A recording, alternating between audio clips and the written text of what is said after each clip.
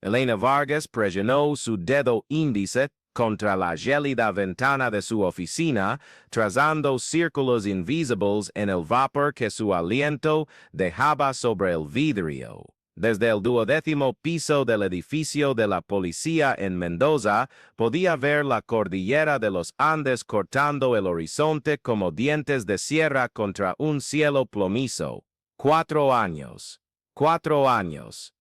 Desde que Miguel y Carlos desaparecieron en el Aconcagua y cada mañana despertaba con el mismo peso en el pecho, como si una piedra se hubiera alojado entre sus costillas y creciera un poco más cada día.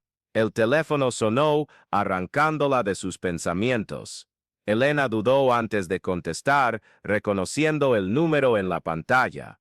Era Ramón Herrera, el montañista que lideraba el equipo de rescate voluntario. Su voz siempre presagiaba malas noticias.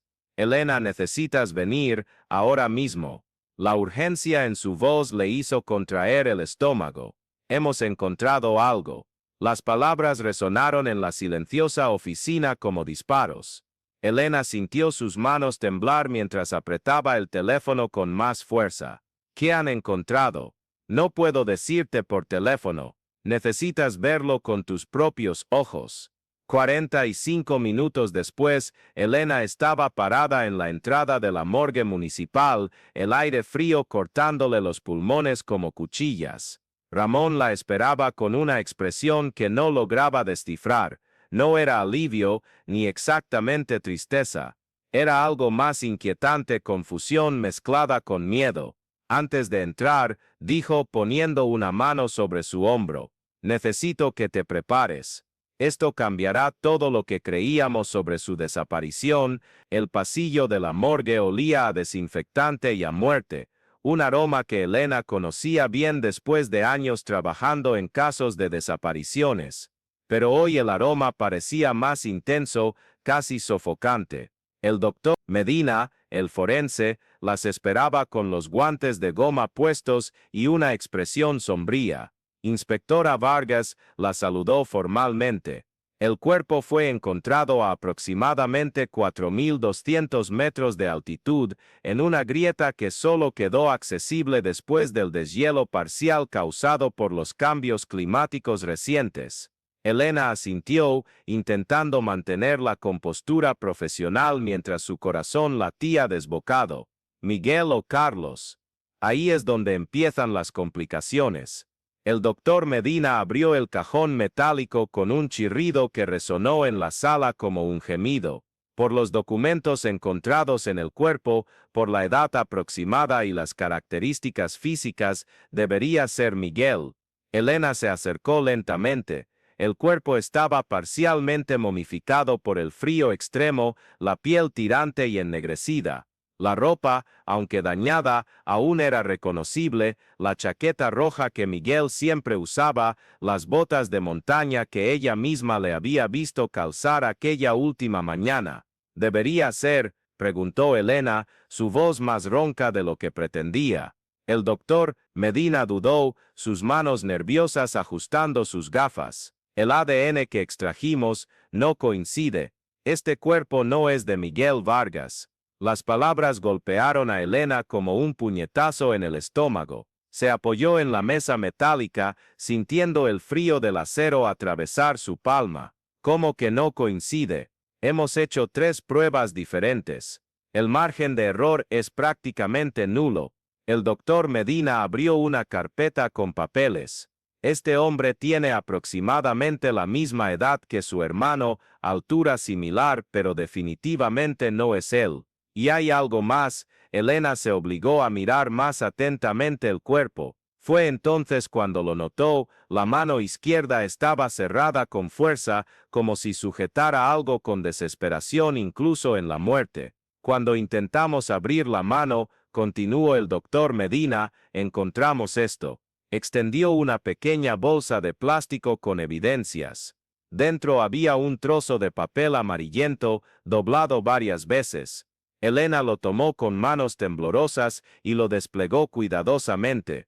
Era una foto. No una foto cualquiera, sino una Polaroid descolorida que mostraba a dos niños jugando en la nieve. Elena reconoció inmediatamente el lugar, era el patio de la casa donde ella y sus hermanos habían crecido en Bariloche. En la foto, Miguel debía tener unos 8 años, Carlos 6. Construían un muñeco de nieve con enormes sonrisas congeladas en el tiempo, pero lo que heló la sangre de Elena fue la tercera niña en la foto, una niña de cabello oscuro que no reconocía, parada un poco alejada de los niños, observándolos con una expresión extraña. Alguien había rodeado el rostro de la niña con un círculo rojo. ¿Reconoces a esta niña?, preguntó Ramón por encima de su hombro. Elena negó con la cabeza, pero algo en el fondo de su mente se agitaba, como un recuerdo intentando emerger de aguas turbias.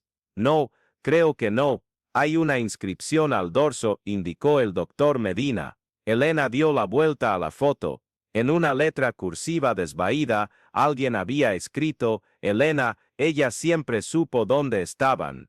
Pregúntale a ella. J. El mundo pareció inclinarse alrededor de Elena. Se apoyó en la pared, sintiendo náuseas subir por su garganta. Esto no tiene sentido. Nunca antes había visto esta foto.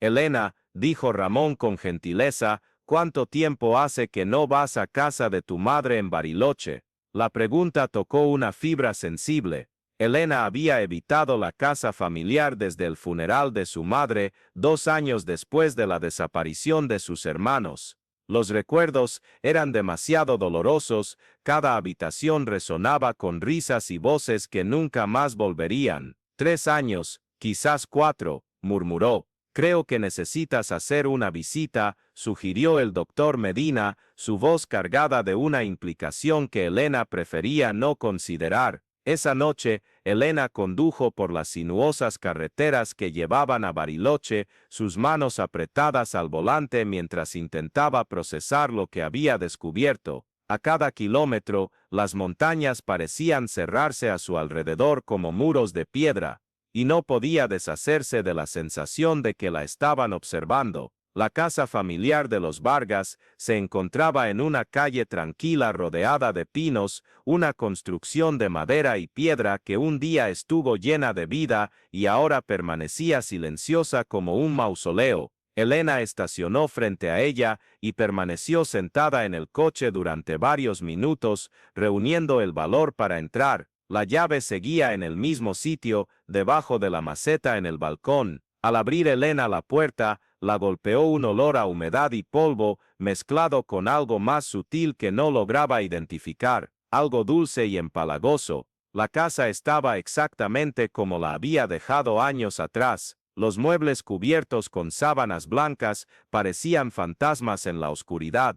Elena encendió las luces y comenzó a explorar, buscando algo que pudiera explicar la misteriosa fotografía. Fue en el dormitorio de su madre donde encontró la primera pista, una caja de zapatos escondida al fondo del armario, llena de cartas y fotografías que Elena nunca había visto. La mayoría de las fotos mostraban a sus hermanos a diferentes edades, pero había otras imágenes extrañas, fotos de niños desconocidos, algunas tomadas en lugares que Elena no reconocía, y entonces encontró las cartas. Todas estaban firmadas con la inicial y databan de los últimos 5 años de la vida de su madre. Elena las leyó con creciente horror, sus manos temblorosas mientras absorbía el contenido. Querida Isabel, los niños están bien. Ahora entienden que este es su destino. Miguel y Carlos se están adaptando bien a la vida en la comunidad. Hablan de Elena a veces,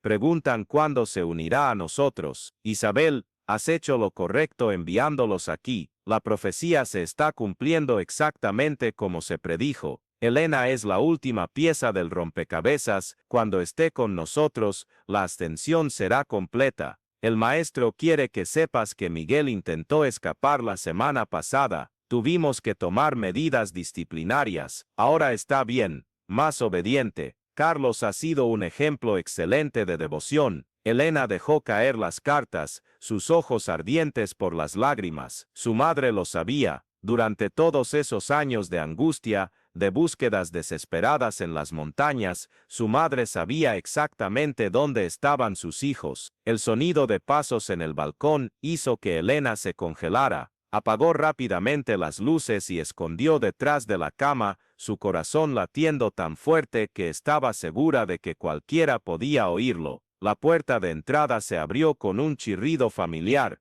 Elena, una voz femenina resonó por la casa. Sabemos que estás aquí. Vimos tu coche. Elena reconoció la voz, aunque no lograba identificar de dónde. Era una mujer mayor, con un acento ligeramente diferente al del lugar. Has encontrado las cartas, ¿verdad? La voz se acercó al dormitorio. Tu madre siempre dijo que eras la más inteligente de los tres, por eso el maestro la quería tanto. Elena se obligó a salir de su escondite, enfrentándose a la mujer en la puerta. Era una señora de unos 60 años, con el cabello gris recogido en un moño rígido, vestida con ropa sencilla pero impecable. Había algo familiar en su rostro, pero Elena no podía ubicar el recuerdo. ¿Quién es usted?, preguntó Elena, su voz más firme de lo que se sentía. La mujer sonrió, pero no fue una sonrisa amistosa. Soy Judith, Judith Morales. Me conociste cuando eras niña, aunque dudo que te acuerdes. Era la tutora especial que tu madre contrató en los veranos. El recuerdo golpeó a Elena como un rayo.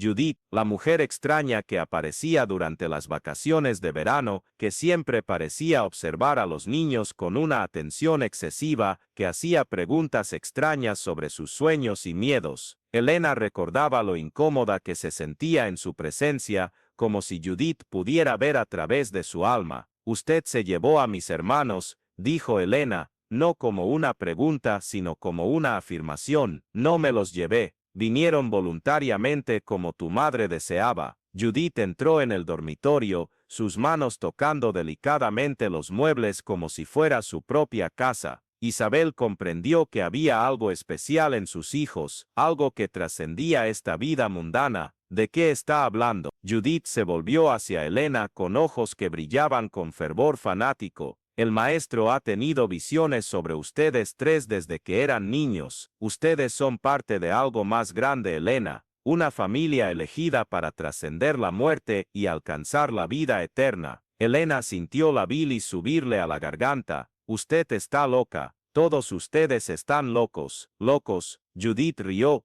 un sonido agudo y desagradable. Nosotros somos los únicos cuerdos en un mundo perdido, y pronto lo entenderás. Fue entonces cuando Elena se dio cuenta de que no estaban solas. Sombras se movían en la entrada del dormitorio, dos hombres altos vestidos con ropas oscuras. Uno de ellos sostenía algo que parecía una jeringa. Elena retrocedió, su mente corriendo en busca de una salida. ¿Dónde están mis hermanos? ¿Qué les han hecho? Te están esperando, dijo Judith suavemente, haciendo un gesto a los hombres para que se acercaran. En nuestra comunidad en las montañas, un lugar muy especial donde familias como la tuya pueden vivir para siempre. Elena recordó las palabras de las cartas, las medidas disciplinarias, la obediencia forzada. El horror puro recorrió sus venas. Ustedes los han herido, los hemos salvado, corrigió Judith, así como vamos a salvarte a ti. Elena no esperó más, se lanzó por la ventana lateral del dormitorio, el vidrio rompiéndose a su alrededor mientras rodaba sobre la cerca baja que separaba la propiedad del bosque del fondo. Las ramas le rasgaban la ropa y le arañaban la piel mientras corría ciegamente entre los árboles, escuchando los gritos de sus perseguidores detrás. Corrió hasta que no pudo más, finalmente escondiéndose detrás de un tronco caído, su respiración saliendo en bocanadas visibles en el aire frío de la noche. El silencio del bosque era opresivo, interrumpido solo por el sonido distante de voces que la buscaban. Elena sacó su móvil con manos temblorosas y marcó el número de Ramón. «Ramón, soy yo», susurró cuando él contestó. «Me están siguiendo.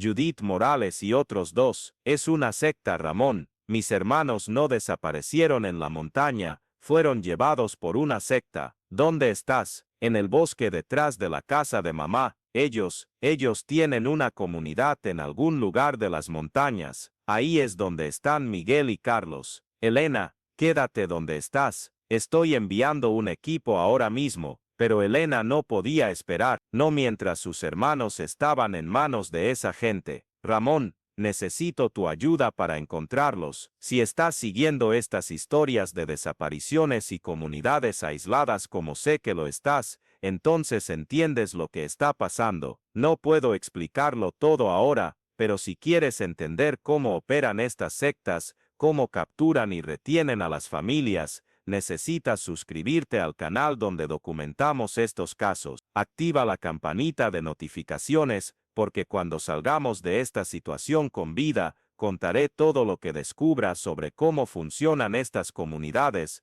cómo eligen a sus víctimas y sobre todo cómo podemos identificarlas antes de que sea demasiado tarde. Es información que puede salvar a otras familias como la mía. Una hora después, Elena estaba en una camioneta policial subiendo por las carreteras sinuosas que llevaban a las laderas más altas de los Andes. Judith había sido encontrada todavía buscándola en el bosque y bajo interrogatorio, finalmente había revelado la ubicación aproximada de la comunidad. Está en una serie de cuevas naturales modificadas, explicó Ramón mientras conducía. Aparentemente viven allí desde hace años, completamente aislados. El cuerpo que encontramos probablemente era de alguien que intentó escapar. Elena miró por la ventana a las montañas que se elevaban como muros negros contra el cielo estrellado. ¿Cómo pueden tantas personas simplemente desaparecer sin que nadie se dé cuenta? Familias aisladas,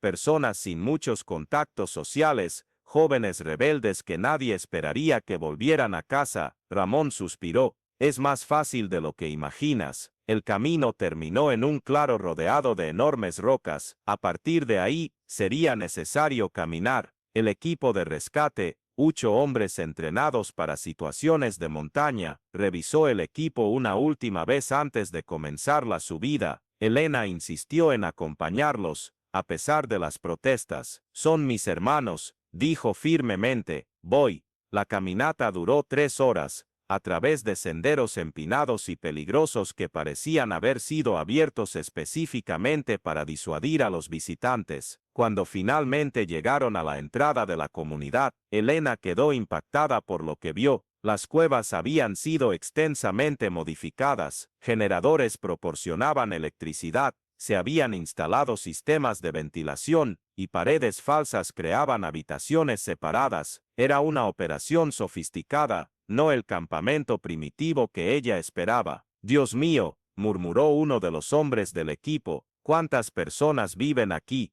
La respuesta llegó en forma de rostros pálidos y asustados emergiendo de las sombras. Niños, adolescentes, adultos, todos vestidos con ropa sencilla e idéntica, todos mirando a los invasores con una mezcla de miedo y alivio. Elena comenzó a correr por los túneles, gritando los nombres de sus hermanos. Miguel, Carlos. Fue en una cámara más profunda donde los encontró. Miguel estaba sentado en una silla de madera, sus ojos vidriosos fijos en el infinito. Había adelgazado drásticamente y su piel tenía una palidez enfermiza, pero estaba vivo. Carlos estaba en una cama cercana, aparentemente durmiendo. Elena corrió hacia él primero, tocando su rostro con manos temblorosas. Estaba caliente, respirando, pero no respondía a sus llamados. Están sedados, dijo una voz detrás de ella. Elena se giró para ver a un hombre mayor emergiendo de las sombras. Llevaba ropa blanca sencilla y sus ojos tenían el mismo fervor fanático que ella había visto en Judith.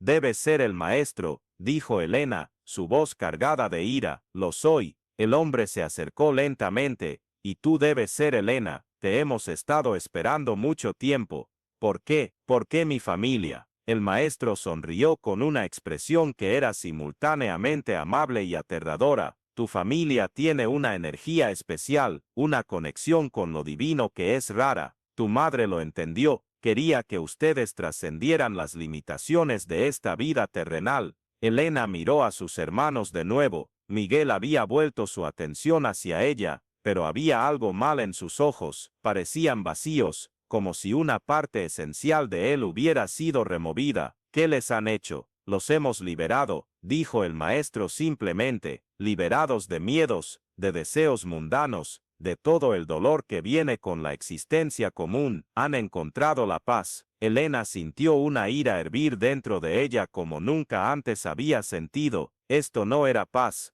era destrucción. Sus hermanos habían sido quebrados, transformados en sombras de sí mismos. Los han destruido, dijo, levantándose lentamente. Los he salvado, y ahora te salvaré a ti también. El maestro hizo un gesto y dos hombres emergieron de las sombras, cargando jeringas. Elena retrocedió, pero estaba acorralada entre ellos y la pared de la cueva. Fue entonces cuando escuchó los gritos. El equipo de rescate había encontrado la entrada principal de la comunidad y estaba enfrentando resistencia de los miembros más fanáticos. El sonido de la lucha resonaba por los túneles como truenos lejanos. Elena usó la distracción para lanzarse a un lado, agarrando una de las jeringas de uno de los hombres y clavándola en el brazo del maestro. Él gritó y tambaleó. Sus ojos se abrieron con sorpresa y traición. No entienden, murmuró mientras caía. Están destruyendo algo sagrado. Elena no estaba escuchando. Estaba intentando despertar a Carlos, meciéndolo suavemente mientras las lágrimas corrían por su rostro. Carlos, soy yo, soy Elena,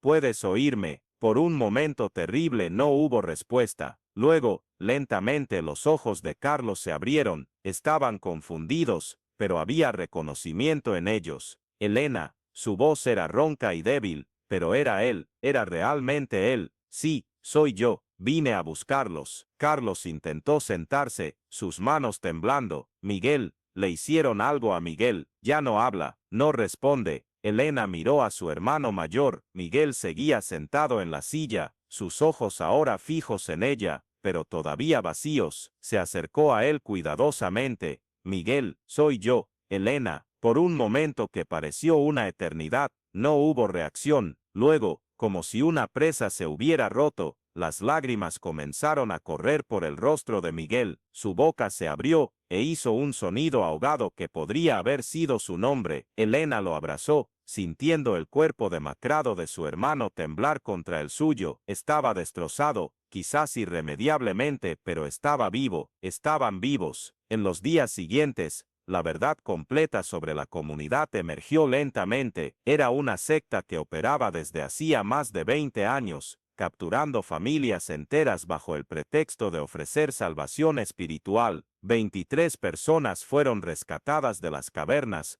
muchas en estados similares al de Miguel. Elena descubrió que su madre había sido miembro de la secta durante años antes de su muerte, enviando no solo a Miguel y Carlos, sino también contribuyendo financieramente a la operación. Las cartas revelaron que ella creía genuinamente que estaba salvando a sus hijos de un mundo corrupto. Carlos se recuperó físicamente en cuestión de semanas, aunque las cicatrices psicológicas fueron más duraderas. Hablaba poco sobre el tiempo en la comunidad, pero Elena podía ver en sus ojos que cosas terribles habían sucedido allí. Miguel era un caso más complejo. Los médicos dijeron que había sufrido un trauma psicológico severo, posiblemente agravado por drogas. Habría un largo camino de recuperación por delante si es que era posible. 6 meses después, Elena estaba sentada en el porche de la casa familiar en Bariloche, observando a Carlos ayudar a Miguel a caminar por el jardín.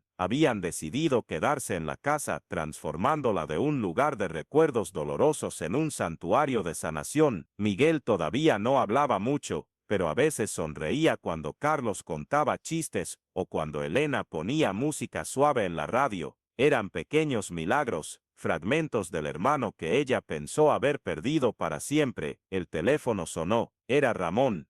Elena, tenemos otro caso. Una familia ha desaparecido cerca de Córdoba. 3 niños y 2 padres. Las circunstancias son similares a lo que les sucedió a ustedes. Elena cerró los ojos, sintiendo el familiar peso asentarse en su pecho, pero esta vez era diferente. Esta vez ella sabía qué buscar. Voy para allá, dijo ella. Mientras se preparaba para salir de la casa, Elena pasó por la habitación donde guardaba las cartas de su madre. Las había leído decenas de veces, buscando pistas sobre otras comunidades, otras desapariciones. En una de las últimas cartas, había una frase que la obsesionaba. el maestro dice que hay otros como nosotros esparcidos por las montañas. La obra sagrada continuará incluso si algo nos sucede. Elena sabía que la lucha estaba lejos de terminar. Había otras familias por ahí, otros hermanos y hermanas perdidos en las sombras de las montañas, y ella los encontraría, uno por uno, hasta que todas las cavernas estuvieran vacías y todos los monstruos fueran sacados a la luz. Ella miró por la ventana una última vez antes de partir. Miguel estaba parado en el jardín, mirando las montañas distantes. Por un momento, Elena temió que él estuviera pensando en regresar, que parte de él todavía anhelaba la falsa paz que había encontrado en las cavernas, pero entonces se volvió y le hizo un gesto, una pequeña sonrisa tocando sus labios. Era una sonrisa frágil, rota en algunas partes, pero era real, era suya. Elena le devolvió el gesto y salió por la puerta, dirigiéndose de nuevo a las montañas. Esta vez, ella no iba como una hermana desesperada buscando a los perdidos. Ella iba como alguien que conocía las tinieblas y había emergido de ellas, alguien que podía guiar a otros de vuelta a la luz. Las montañas se elevaban ante ella, silenciosas y eternas, guardando sus secretos en las sombras de las alturas. Pero Elena ya no les tenía miedo. Ella había aprendido que los verdaderos monstruos no vivían en las rocas y el hielo, sino en los corazones humanos que habían perdido el camino, y esos monstruos podían ser enfrentados, podían ser vencidos. En la sinuosa carretera que llevaba a las montañas, Elena encendió la radio. Una música suave llenó el auto, la misma que había hecho sonreír a Miguel la semana anterior. Era una canción sobre volver a casa, sobre encontrar tu camino incluso cuando todo parece perdido. Elena canturreó mientras conducía hacia lo desconocido, llevando consigo las lecciones aprendidas en la oscuridad, que el amor puede sobrevivir incluso a las peores traiciones, que la esperanza puede florecer incluso en los suelos más áridos, y que a veces la única manera de salvar a los otros es primero salvarse a sí mismo. Detrás de ella, en la casa de Bariloche, Miguel permaneció parado en el jardín durante mucho tiempo, observando las luces del auto de Elena desaparecer en la curva del camino. Carlos se unió a él, poniendo una mano gentil sobre el hombro de su hermano mayor. Ella volverá, dijo Carlos suavemente. Miguel asintió lentamente, sus primeras palabras claras en meses escapando de sus labios como una oración. Ella siempre vuelve a casa, y en el silencio de las montañas, resonando a través de los valles y picos, parecía haber una respuesta, el susurro del viento a través de las piedras, llevando promesas de redención y la inquebrantable certeza de que ni siquiera las tinieblas más profundas pueden extinguir completamente la luz del amor familiar.